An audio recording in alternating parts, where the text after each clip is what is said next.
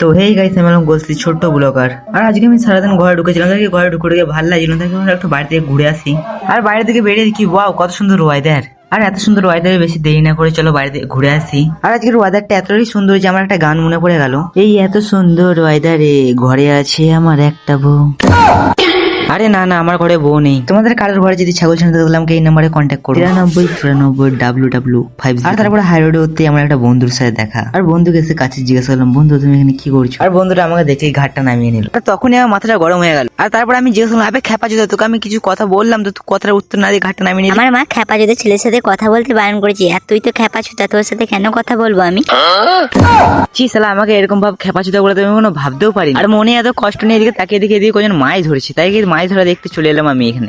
টোপের পর টোপ লাগিয়ে ফেলেই যাচ্ছে কিন্তু মাছ আর উঠছে না। আর তোমরা যদি আমি চ্যানেল নতুন তাহলে সাবস্ক্রাইব করে নিও আর কমেন্টে তোমার নামটা বলে যেও। আর মাছ উঠছে না তাই আমি বিরক্ত হয়ে এখানে বসে বসে কি করবো ওদেরকে দেখছি আর ভাবছিলাম কখন যে মাছ উঠবে। আর তোমরা লাইক করে দিও।